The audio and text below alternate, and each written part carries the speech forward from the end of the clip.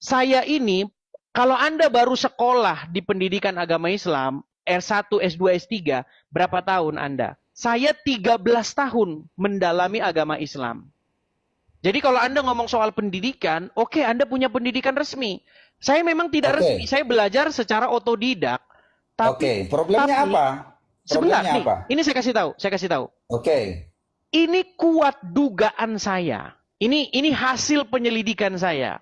dugaan Ya. kan? Bukan Sebentar. kepastian kan? Iya dengarkan Oke. dulu. Nanti Anda simpulkan. Begini. Jadi hadis ini sangat kuat dikarang oleh para pria-pria yang suka mencium-cium kelamin wanita. Kenapa? Begini, dengarkan. Gini. Kenapa mereka memunculkan hadis itu? Begini. Supaya mereka mendapatkan kelamin wanita yang tidak bau pesing, mereka mengharang sebuah hadis. Mereka harus karang sebuah hadis yang bunyinya, kalau kelamin bau air pesing, maka nanti disiksa kubur. Nah, supaya mereka itu sukses, maka itu harus dikait-kaitkan dengan surga. Makanya mereka mengarang hadis itu. Barang siapa yang tersisa bekas air kencing di kelaminnya akan disiksa air dengan kuburan. Memang begitu. Loh Ya, oke. sekarang begini, secara logika saja, dengar, logika saja nih, secara logika. Perhatikan ya. Kalau Anda buang air kecil, lalu bekas air kencingnya masih tersisa di situ, siapa yang rugi? Yang rugi dirinya. Rugi apa? Apanya yang rugi? Orang, oke, taruhlah dirinya yang rugi. Apakah orang lain rugi? Termasuk. Nah, siapa kok bisa orang lain rugi? Coba, saya, sebentar, Kalau gini. dia buang air kecil di tempat yang umum, dengar. dan dia tidak mencuci, bau pesing. Bau pesing itu Siapa membuat yang perasaan kebauan tidak pesing? enak. Siapa yang kebauan pesing? Orang yang masuk ke toilet umum itu yang kencing ke situ. Kalau dia tidak siram. Kemaluannya. Kalau itu toiletnya. Oke. Kalau misalnya kalau jambannya, itu kan hadis itu bukan bicara soal membersihkan jambannya, tetapi membersihkan kelaminnya. Aduh, ini bagaimana ini katanya Oke, gini. perguruan tinggi. Supaya menarik. Bagaimana ini perguruan tinggi kayak begini? No, tidak bisa. Pak, Anda ini Bapak hanya, bisa bedakan, hanya Pak Aruf, logika sesat. Anda bisa bedakan tidak? Membersihkan kelaminnya dengan membersihkan jambannya, beda. Kalau jambannya yang tidak dibersihkan, maka itu akan merugikan orang yang antri berikutnya. Oke, Betul, logika saya ya, setuju logika ya. dengan Anda. Kalau dia kencing di toilet, Ya, dia tidak bersihkan ujung kelaminnya, itu toiletnya artinya dia atau tidak kelaminnya? menggunakan air. Toiletnya atau kelaminnya? Tunggu dulu. Anda selalu memotong, tapi dipotong Anda tidak mau. Silakan. Mana sih? Oke, Silakan. saya ambil dulu dia buang air kecil di toilet, di tempat umum. Oke. Dia tidak membersihkan kemaluannya. Oke. Itu artinya begitu dia setelah kencing, maka dia tidak menggunakan apa-apa, memasukkan kembali kemaluannya ke celananya, ya enggak? Oke. Oke. Siapa yang rugi berarti saya tanya? Oke, tunggu dulu. Tenang Adakah aja, saya orang akan lain jelaskan. yang rugi karena itu coba? Oke, pertama, karena dia tidak membersihkan kemaluannya, maka dari sisi medis kesehatan dia sudah rugi karena akan ada Oke, dirinya rugi. Oke, Oke, dirinya rugi. tunggu Adakah dulu. orang lain yang dirugikan?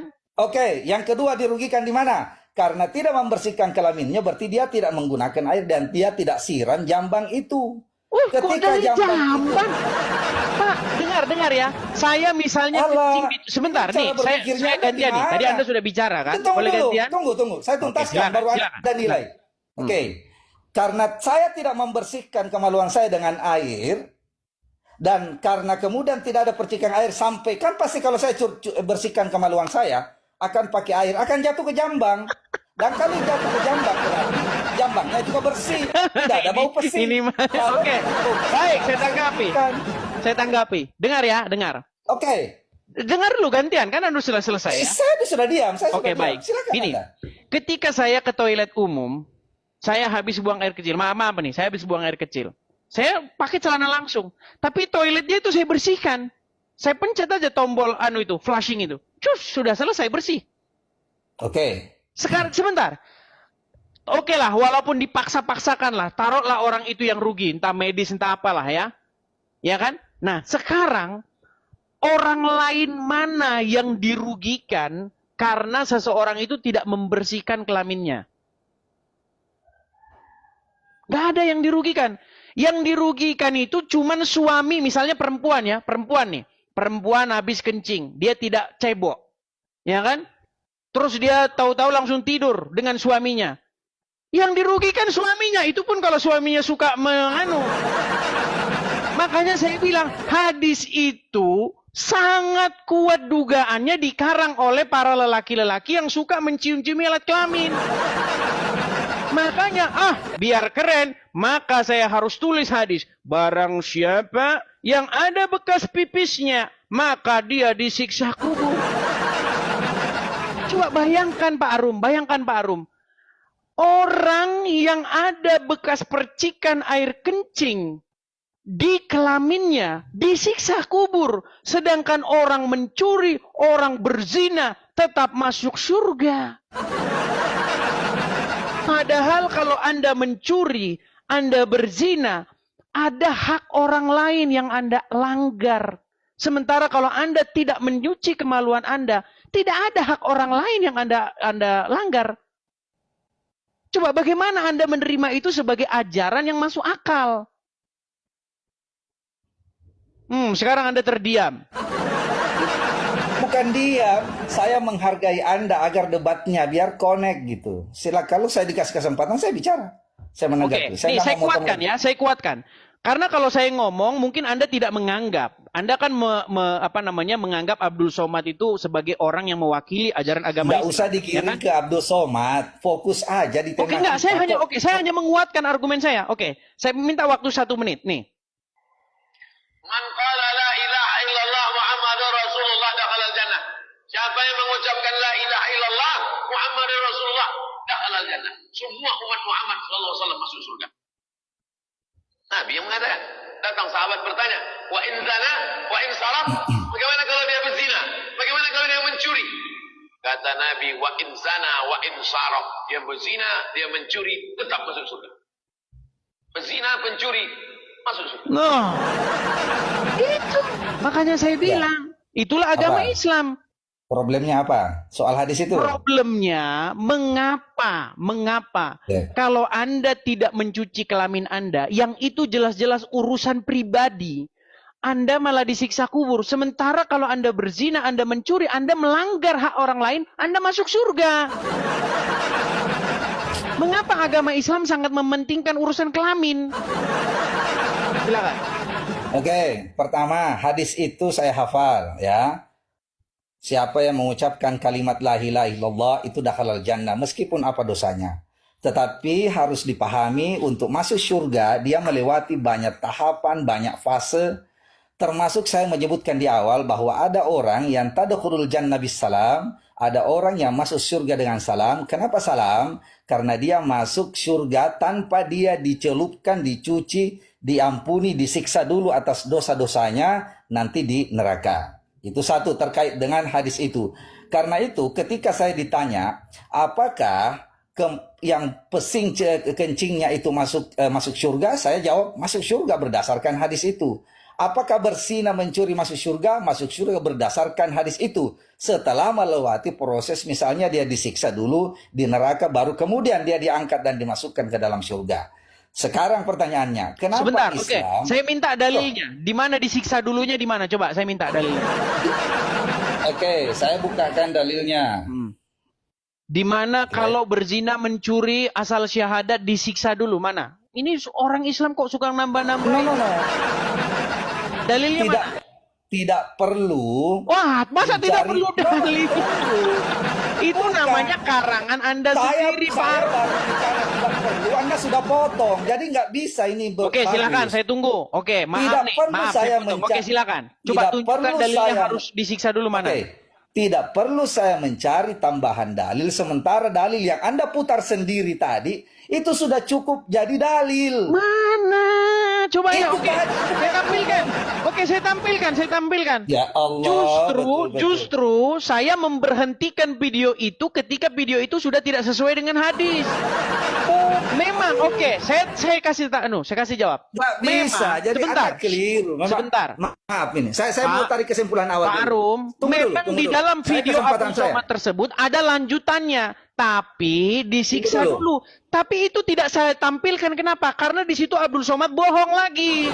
Karena itu nggak ada di hadisnya. Nggak bisa. Jadi Loh, mau Anda gimana? mengatakan bohong, itu kan asumsi Anda juga. Oke, sekarang Yang saya khawatirnya tampilkan. saya Tampilkan di tenang layar dulu, saya. dulu. Apakah ada di sini Saya disiksa dulu, tenang dulu. Nggak bisa. Adakah di sini Tenang disiksa dulu. dulu, Pak? Adakah di sini disiksa dulu? Di hadis yang lain. Mana? Tunjukkan Ya kepada Allah. saya hadisnya bahwa disiksa dulu. Mana? Ngarang bebas saja. Nah. Oke, tunjukkan. Kita tunggu sampai ayam tumbuh gigi. Dekat yang nyata mengatakan disiksa dulu.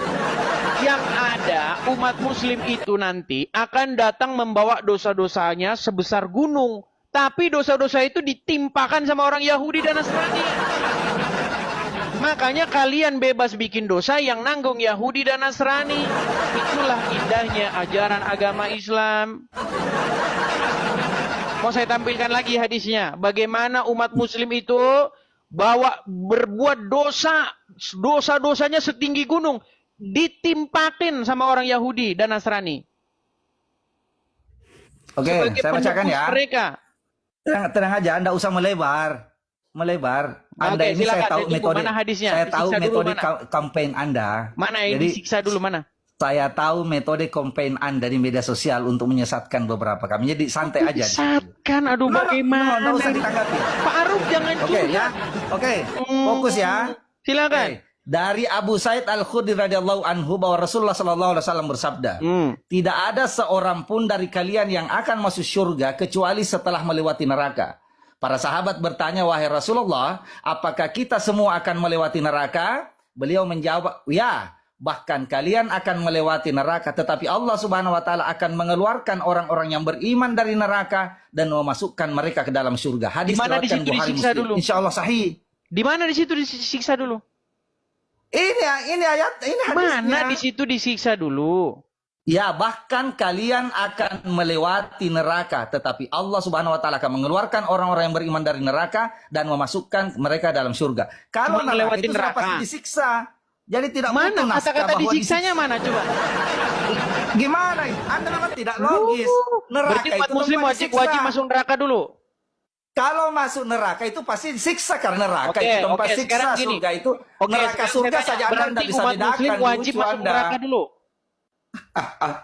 Iya, ini hadisnya. Wajib masuk neraka dulu. Bukan wajib. Tuh kan? Tuh kan? Bukan wajib. Tuh. Ini kan Sekarang tidak wajib, boleh. sekarang nggak wajib ini. Oke, apakah umat muslim Tidak. wajib masuk neraka dulu?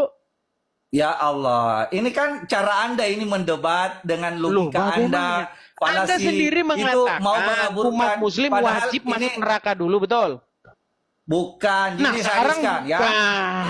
Wah, ini bagaimana saudara? Coba, Edis,